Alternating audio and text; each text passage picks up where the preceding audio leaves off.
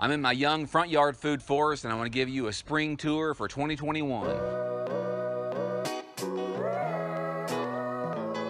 So we've been working on our food forest for a while now, and we started with some woods in this area. So see right behind me a couple of oaks. This is an oak right here. There's a cedar right here. Both these trees behind me are cedars. There's another oak. There's a hickory over here, another couple hickories as well. Some of these are quite large trees, and instead of just cutting down all of these trees and starting over from scratch, because we do like the shade, and in a food forest you want to have an upper canopy layer, we left most of these big trees, and then we've been working on adding fruit trees in here after that. I want to try to get you everything in here and not too close to everything as well.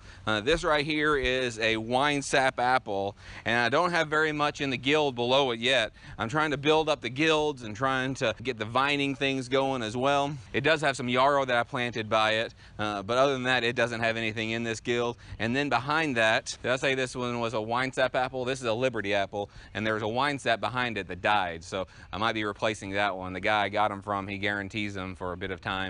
So I've got it right over here. Then there's a plum over there. There's another apple over here. We've got all sorts of apples around here, but we're trying to increase the things on the ground level. So there's a lot of things that's growing wild in this food forest that I didn't plant. You know, there's some Virginia creeper here on the ground. This looks like a violet that just popped up here as well, and they have edible flowers. Here's a grapevine, but I don't think it's going to be worth anything. But back here, this is something that I planted. This is called Creeping Charlie. Some of it was on our property up here toward the neighbors, up here toward the property line, and I moved a bit of it up here because it is good ground cover, and there are a few uses for it. I don't know what all they are right now, but I've got this right here. There's some plantain over here. There's also some elderberry that I transplanted up here as well. This is my yellow plum right here, but I was going to make a hedgerow of elderberry. This isn't a named variety. This is just wild elderberry that was up here that just, I kept on cutting it back year after year, and it kept on coming back, so I thought, why fight it? Now I've got several named varieties that I'm going to plant in other places, but this is wild elderberry, and that's where the named varieties came from. Somebody found elderberry that produced really well, that did something amazing, and they proliferated it from cuttings. So we might find something else good here. This here is a Granny Smith apple that I ran over with a tractor, but it has come up from above the graft. I think this is grafted, so it just set it back a little bit, and you gotta be gentler in here. But around it, I've got some comfrey, and then I've got some horseradish over here as well. And then behind here, there's another peach tree. I'm not sure what the variety is, I could tell you, but we planted most of these here in the front yard food forest about 2 years ago or so, you know, we're going to get some fruit from it this year. But around this one, I've got some red currants that I started from cuttings. I got some horseradish, I got some yarrow, and I've got the comfrey as well. This is right here behind that peach tree you saw a moment ago. This is an apple tree over here as well. But a couple years ago, I noticed some of these flowers. They look like they're in the sunflower family, Helianthus something or other. I don't know what it is. They just showed up, and I left them here. And then since they've, you know, expanded here as well. But I don't know how well you can see, but there's a couple of vines that are climbing up these, and this is Apios americana, and I can tell you more about that another time, but it's called ground nuts. They're like little tubers, little potatoes. I've got them a lot in here as well. This is all my front yard food forest. Here is a mimosa tree. Again, it just popped up over here as well, and a lot of people hate mimosas because they are so incredibly invasive. They can spread, but if you'll pay attention, then you can get a lot of good uses from them. I can just chop this back every year if I want to, pollard it or something, and then I can chip it in the wood chipper, and I can feed this to the critters. They love these little leaves. So, and then they're also butterfly attractant and a pollinator. You can use the flowers on it for medicinal as well. It's supposed to be like an antidepressant. I've done a video about that before if you want to check it out. There's a lot more elderberry over here that I cut back all of this year. There's more Apios americana as well. Do you see it right here? It's climbing up this elderberry here. And this is a peach tree. I was trying to clean some of it out, but this elderberry just keeps on coming back. In fact, some people suggest that you need to cut it back for the base every year. So I did that. I wasn't trying to do that in order to to make it produce more, but I was trying to clean it up over here. I'm probably going to do that every fall and winter, very early spring, get all this cleaned up. Around this electric pole, this is what my neighbor gave me, these daylilies, but it's got a bunch of here's some more Apios americana climbing up this elderberry here. Here's some wild blackberries that I'm trying to clean out from over here, all the thorny ones. But these are daylilies, or I was told they were. They'll create more flowering things in here. So this is an early food forest. If you'll follow our channel and come back in a couple years, you'll see the growth of our food forest, and you'll see how much it's producing and how it's getting richer and richer and richer. In a few years, this is going to be filled with all these plants that I'm propagating and spreading. This is my fig tree right here. This is the second year this has happened. I planted it, then it died back completely in the wintertime last year, and it came back like this, and it looks like it died again in the winter, but it's coming back here from the roots. And I've got another fig tree that's just like this. It's coming back from the roots. So I don't know. It's supposed to be hardy to zone 7A, which is where we are. So I don't know. If anybody has any advice about figs, then just let me know. I might need to cover it up some in the winter on really cold nights. This is another peach tree. Again, I'm not really sure what variety I could look. It's got little peaches on it though. I don't know if you can see very well from here, but it's got a couple little peaches here on it.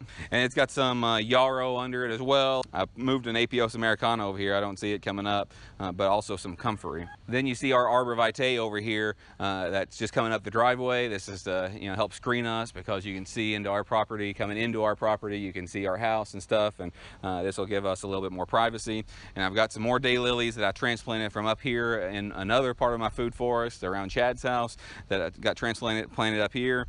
I think Maya moved a couple of potatoes with eyes on them over here as well, and then there's some yarrow over here too. And on this other side of it, there's some monkey grass between every one of the arbor vitae, preventing erosion and things like that. On the other side of the driveway coming into our property, we have some blueberries. I think all of these are Austin by each one of these posts, and there's some more of these sunflowers over here. There's also some lemon balm that was given to us. This is one of the first things we planted, actually. It was given to us by a friend when we first moved back from California, and it's just stayed here, and it's proliferated and gotten more and more. I won't go through everything up here, but there's some plum trees, some apple trees, some pear trees, and there's other things in the guilds around those as well. I moved some of those ground nuts around each one of these trees, around most of these trees. Peach, there's nectarines, and there's a lot of wildness up here, in addition to some blackberries up there as well. There's also an Arkansas black apple over here in front of Chad's house, and then there's some premier blueberries, some Brightwell, and some Tiff blue as well up here, as well as some comfrey, and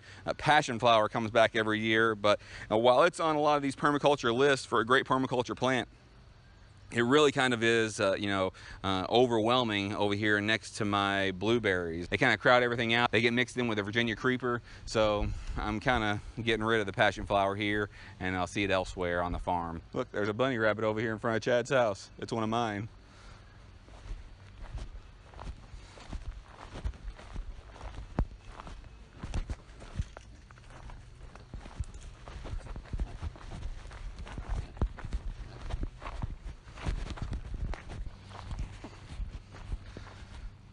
I guess this escaped from my carport compost system over there, so it'll just be my friend, and I'll carry it along here until I get back over there. This is a 5-in-1 Asian pear back here, and there's also by that white post back there, there's a pawpaw. It's not a named variety or anything, but there's some apple trees, some nectarines, a plum, some cherries. There's a crab apple up here, and there's several mulberries that just popped up, and if they were in an okay location, then I kept them. A couple of them have some little mulberries on them for the first time. Here's some yucca that I planted about this time last year. It's doing fine. It's not huge yet, but it's growing. And over here is my property line hedgerow food forest that has arbor vitae and black locust and red buds and mulberries, red mulberries, wild plums, nanny berries, and this year I added hazelnut, American persimmon, and witch hazel. I think it's first American persimmon, then hazelnut, then witch hazel. And there's some bamboo back here. This is a crabapple tree. There's a wild cherry tree that's growing up there close to the property line.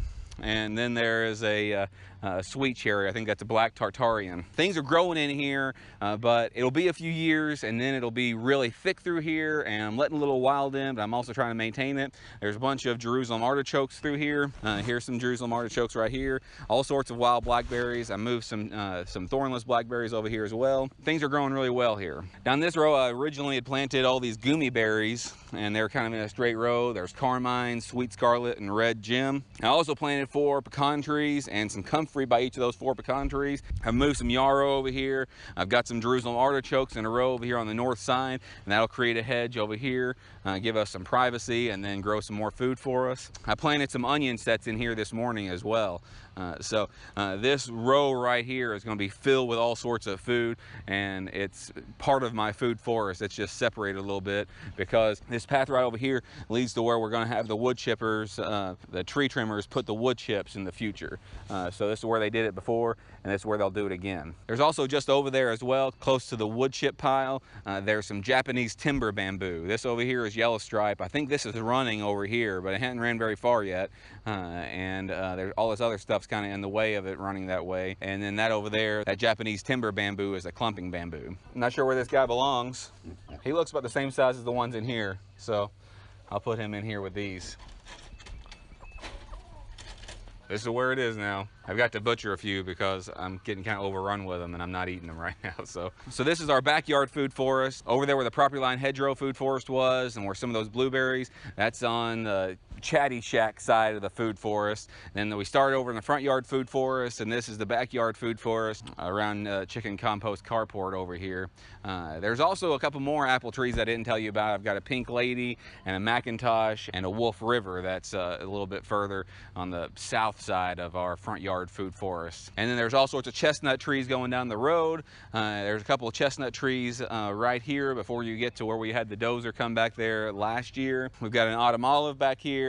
We've got a couple of cherries, a Montmorency. There's a North Star cherry up there I didn't tell you about, in addition to that black tartarian. There's a Bing cherry. There's our strawberries. Here's our Coosa dogwood over here. This is the one I just planted in our last video for Rua. This is our Jane magnolia tree. There's a red lake currant, black consort currant, Hinenmaki gooseberry next to that Mutsu apple back there. And this apple right here, which is a Cortland apple, it's got a Pixwell gooseberry beside it. And we planted some echinacea and some rosemary over here as well. There's also another one of these mimosas back here. I didn't plant this, it just showed up. In fact, it looks like I might have chopped it down and it just came back from the roots again, like it was coppice. Coppice is when you cut it down close to the ground, and pollard is when you cut it up a little higher. I'm probably gonna end up pollarding this year. And then it looks like this might be a sumac or something beside of it. I'll probably end up getting rid of it. It's not something I really need here, so I'll get rid of that. But this is our Asian pear right here. And then right behind that here is one of these chestnuts. And I think this is one of those cross between American and Chinese chestnuts I got from a friend in Southern Illinois. But anyway, there's so much more I could show you. And right now I'm building up these guilds and propagating and expanding. Oh, look over here. This is a tulip poplar right here. I've got a couple of them that showed up in different places. I'm not sure whether to keep those or get rid of them. They're supposed to be somewhat fast growing and make really great lumber. But anyway, I just wanted to show you some of the things that we have going on here. We're working on these things. We're trying to build things up. You just get a few plants at a time. And whenever you get those few plants at a time, then you can propagate those and expand those. Hope that you will stick with us and, you know, see what we have going on here in the next 2 or 3 years. We'll keep making videos and keep showing you what we're doing here. And if you do that, then you'll see how a little bit of work that you keep on adding to it just has this compound interest, that it just builds up and builds up and builds up, and it's a really incredible thing. So it'll be creating us food, sequestering carbon, create a lot of beauty for us as well. Really very incredible. So stick with us. Make sure to subscribe and hit that notification bell and select all so you never miss a notification. And come back every Tuesday, Thursday, and Saturday. I try to upload around noon Central Time. Thanks.